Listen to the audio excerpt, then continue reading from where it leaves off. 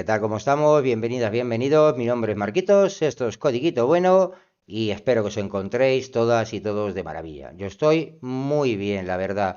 Espero que se esté escuchando bien porque como habéis visto estos últimos vídeos estoy cambiando un poquito, bueno, algunos cachivaches para intentar mejorarle el contenido, la comunicación y bueno, espero que se esté escuchando bien.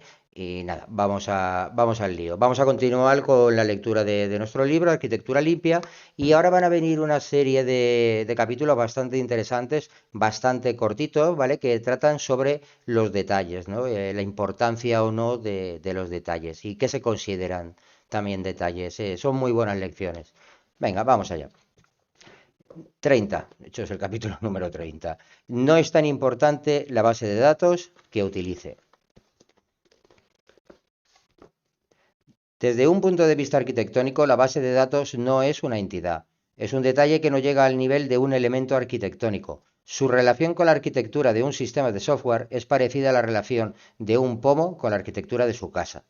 Entiendo que son palabras discutibles, créame, lo he sufrido. Déjeme ser claro, no estoy hablando del modelo de datos. La estructura que da datos en su aplicación es muy significativa para la arquitectura de su sistema, pero la base de datos no es el modelo de datos. La base de datos es una pieza de software. La base de datos es una utilidad que ofrece acceso a la información.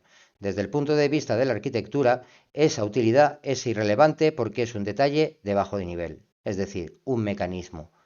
Y un buen arquitecto no permite que los mecanismos de bajo nivel contaminen la arquitectura del sistema. Bases de datos relacionales. Edward Codd definió los principios de las bases relacionales en 1970. A mediados de la década de 1980, el modelo relacional había crecido hasta convertirse en la forma dominante de almacenamiento de información. Había una buena razón para su popularidad. El modelo relacional es elegante, disciplinado y sólido. Es un almacenamiento de información y una tecnología de acceso excelente. Pero no importa lo brillante, útil y matemáticamente buena que sea una tecnología, sigue siendo solo una tecnología. Y eso significa que es un detalle. Aunque las tablas relacionales pueden ser convenientes para ciertas formas de acceso a la información, no hay nada arquitectónicamente significativo respecto a ordenar datos en filas dentro de unas tablas. Los casos de uso de su aplicación no deben saber de esos temas. De hecho, el conocimiento de la estructura tabular de los datos debe restringirse a las funciones de utilidad de más bajo nivel en los círculos externos de la arquitectura, ¿no? Lo que viene siendo infraestructura. Muchos frameworks de acceso a la información permiten que las filas y las tablas de la base de datos se pasen por el sistema como objetos. Permitirlo es un error arquitectónico. Acopla los casos de uso y en algunos casos incluso la interfaz a la estructura relacional de la información. ¿Por qué los sistemas de base de datos son tan predominantes? ¿Por qué los sistemas de software y las empresas de software están dominadas por los sistemas de bases de datos? ¿En qué se basa el predominio de Oracle, MySQL y SQL Server? En una palabra, discos. El disco magnético ha sido el pilar de almacenamiento de datos durante 5 décadas. Varias generaciones de programadores no han conocido otro sistema de almacenamiento de datos. La tecnología de los discos ha pasado de enormes pilas de grandes platos de 48 pulgadas de diámetro que pesaban toneladas y contenían 20 megas a finos discos de discos únicos de 3 pulgadas de diámetro que apenas pesan unos gramos y contienen 1 terabyte o más. Ha sido un viaje alucinante, y a lo largo de ese viaje los programadores se han visto inquietados por un rasgo fatal de la tecnología de discos. Los discos son lentos. En un disco la información se almacena en pistas circulares. Estas pistas se dividen en sectores que contienen un número conveniente de bytes, a menudo 4K. Cada plato puede contener cientos de pistas y puede haber hasta una docena de platos. Si quiere leer un byte concreto del disco, debe mover el cabezal a la pista adecuada, esperar a que el disco rote al sector correcto, lea los 4K de la RAM y después indexe ese buffer RAM para conseguir el byte que desea. Y todo esto lleva tiempo, milisegundos. Unos milisegundos pueden no parecer mucho, pero un milisegundo es 1 millón de veces más rápido que el ciclo de tiempo de la mayoría de procesadores. Si esa información no estuviera en un disco, se podría acceder a ella en nanosegundos, en lugar de milisegundos. Para aliviar el retraso impuesto por los discos, necesita índices, cachés y esquemas de solicitud optimizados, y necesita algún medio regular para representar los datos, de forma que estos índices, cachés y esquemas de consulta sepan con qué están trabajando. En resumen, necesita un acceso a los datos y un sistema de gestión. A lo largo de los años, esos sistemas se han dividido en dos tipos diferenciados: sistemas de archivos y sistemas de gestión de bases de datos relacionales, RDBMS. Los sistemas de archivos se basan en documentos, ofrecen un modo natural y conveniente de almacenar documentos enteros. Funcionan bien cuando necesita guardar y recuperar un grupo de documentos por nombre, pero no son de gran ayuda cuando busca el contenido de esos documentos. Es fácil encontrar un archivo llamado login.c, pero es difícil y lento encontrar todos los archivos .c que incluyan la variable X. Los sistemas de bases de datos se basan en el contenido. Ofrecen un modo natural y conveniente de encontrar registros en base a su contenido. Son muy buenos asociando múltiples registros en base a una porción de contenido que todos comparten. Lamentablemente, no son muy buenos almacenando y recuperando documentos opacos. Ambos sistemas organizan la información en el disco de forma que se pueda almacenar y recuperar del modo más eficiente posible, teniendo en cuenta las necesidades particulares de acceso. Cada uno tiene su propio esquema para indexar y ordenar la información. Además, cada uno lleva la información relevante a la RAM, donde se puede manipular con rapidez. ¿Qué pasa si no hay disco? Aunque los discos fueron predominantes, hoy en día son una especie en extinción.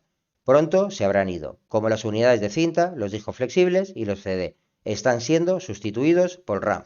Pregúntese lo siguiente: cuando todos los discos se hayan ido y toda su información se almacene en RAM, ¿cómo organizará esa información? ¿La organizará en tabla y accederá a ella con SQL? ¿La organizará en archivo y accederá a ella a través de un directorio? Por supuesto que no. La organizará en listas, árboles, tablas, hashes, pilas, colas vinculadas o cualquiera de las innumerables estructuras de datos y accederá a ella utilizando punteros o referencias, porque eso es lo que hacen los programadores. De hecho, si piensa en ello con detenimiento, se dará cuenta de que esto es lo que ya está haciendo. Aunque la información se mantiene en una base de datos o un sistema de archivo, lo lee en RAM y lo reorganiza para su propia conveniencia en listas, grupos, pilas, filas, árboles o en la estructura de datos que más le guste. Es poco probable que deje la información en forma de archivos o tablas. Detalles. Este hecho es el motivo por el que digo que la base de datos es un detalle. Solo es un mecanismo que utilizamos para mover la información de un lado a otro entre la superficie del disco y la RAM. En realidad, la base de datos no es nada más que un gran cubo de bits donde almacenamos nuestra información a largo plazo, pero casi nunca utilizamos los datos en ese formato. Por lo tanto, desde un punto de vista arquitectónico, no debemos preocuparnos por la forma que adoptan los datos mientras se encuentran en la superficie de un disco magnético. De hecho, no debemos reconocer que el disco siquiera existe. ¿Pero qué pasa con el rendimiento? ¿No es el rendimiento un asunto arquitectónico? Por supuesto que lo es, pero en lo que se refiere al almacenamiento de datos, es un asunto que se puede encapsular por completo y separar de las reglas de negocio. Sí, necesitamos extraer y meter datos del almacén con rapidez, pero eso es un asunto de bajo nivel. Podemos abordarlo con mecanismos de acceso a datos de bajo nivel. No tiene nada que ver en absoluto con la arquitectura general de nuestros sistemas. Recordamos que cuando hacemos referencia a bajo nivel, no nos referimos a las clases más profundas, no, todo lo contrario. Cuando hacemos referencia a bajo nivel, hacemos referencia a las capas más externas de nuestro sistema, ¿vale? Y cuando hablamos de software de nuestra parte de más alto nivel, estamos haciendo referencia a el core, el núcleo principal, ¿no? La parte más interna que contiene lo que es la lógica de negocio, ¿no? Vale, vamos terminando. Anécdota. A finales de la década de 1980, lideré un equipo de ingenieros de software en una empresa startup que intentaba crear y comercializar un sistema de gestión de redes que analizara la integridad de las comunicaciones de las líneas de comunicación T1. El sistema extraía información de los dispositivos de terminal de esas líneas y después ejecutaba una serie de algoritmos predictivos para detectar y reportar problemas. Utilizábamos plataformas Unix y almacenábamos nuestros datos en sencillos archivos de acceso aleatorio. No necesitábamos una base de datos relacional, porque nuestros datos tenían pocas relaciones basadas en el contenido. Se mantenían mejor en árboles y listas vinculadas en esos archivos de acceso aleatorio. En resumen, manteníamos los datos en la forma más conveniente para cargarlos en RAM, donde se podían manipular. Contratamos un director de manager para la startup, un tipo agradable y muy válido, pero enseguida me dijo que necesitábamos una base de datos relacional en el sistema. No era una opción y no era un problema de ingeniería, era un problema de marketing. Esto no tenía sentido para mí. ¿Por qué diablos querría yo reordenar mis listas vinculadas y árboles en un puñado de filas y tablas a las que acceder a través de SQL? ¿Por qué introduciría los gastos de enormes RDBMS cuando un sistema de archivos de acceso aleatorio era más que suficiente? Así que me enfrenté a él con uñas y dientes. En la empresa teníamos un ingeniero de hardware que se unió al carrusel del RDBMS, se convenció de que nuestro sistema de software necesitaba un sistema de gestor de bases de datos por razones técnicas. Celebró reuniones a mis espaldas con los ejecutivos de la empresa, en las que dibujaba en una pizarra una casa como se balanceaba sobre un poste y preguntaba a los ejecutivos, ¿construiría una casa sobre un poste? Su mensaje implícito era que un sistema de gestión de base de datos que manteniera sus tablas en archivos de acceso aleatorio era de algún modo más fiable que los archivos de acceso aleatorio que estábamos utilizando. Luché contra él. Luché contra el tipo de marketing. Me mantuve en defensa de mis principios frente a la increíble ignorancia. Luché y luché. Al final, el programador de hardware fue ofendido por encima de mí y se convirtió en el director de software. Al final, colocó el sistema de base de datos en ese pobre sistema. Y al final, tenía toda la razón y yo estaba equivocado. No por motivos de ingeniería, por cierto. En eso yo tenía razón. Tenía razón en luchar contra la colocación de una base de datos en el núcleo arquitectónico del sistema. La razón por la que estaba equivocado era porque nuestros clientes esperaban que tuviéramos una base de datos relacional. No sabían qué hacer sin ella. No tenían forma realista de utilizar los datos relacionales de nuestro sistema. Pero no importaba. Nuestros clientes esperaban una base de datos. Se había convertido en un artículo que todos los compradores de software incluían en su lista. No había razón de ingeniería. La razón no tenía nada que ver con ello. Era una necesidad sin base ninguna, irracional y externa, pero no por ello menos real. ¿De dónde provenía esa necesidad? Se originó en las enormemente efectivas campañas de marketing que empleaban los vendedores de bases de datos de aquel momento. Se las arreglaron para convencer a ejecutivos de alto nivel de que sus activos de información necesitaban protección y que los sistemas de base de datos ofrecían el medio ideal para ofrecer esa protección. Vemos el mismo tipo de campañas de marketing hoy en día. La palabra empresa y la noción de arquitectura orientada al servicio tienen más que ver con el marketing que con la realidad. ¿Qué es lo que tendría que haber hecho en aquella lejana situación? Tendría que haber unido una base de datos junto al sistema y haber ofrecido un canal de acceso a los datos, estrecho y seguro, manteniendo los archivos de acceso aleatorio en el núcleo del sistema. ¿Qué hice? Lo dejé y me convertí en consultor. Tipo. Conclusión. La estructura organizativa de los datos, el modelo de datos, es insignificante a nivel arquitectónico. Las tecnologías y sistemas que mueven los datos dentro y fuera de la superficie magnética rotativa no lo son. Los sistemas de bases de datos relacionales que fuerzan que los datos se organicen en tablas y que se acceda a ellos con SQL tienen mucho más que ver con este último que con las bases de datos. Los datos son importantes. La base de datos es un detalle. Lo primero, tengo que pedir disculpas porque estoy con los cascos, la segunda lectura que hago con los cascos, y me ha costado horrores, la verdad, seguir leyendo y que tuviera sentido. Espero que os haya entendido.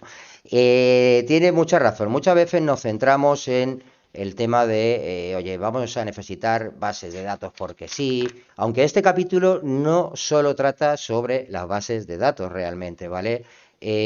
Trata de un poquito de los modismos también, o por lo menos yo así lo interpreto, ¿no?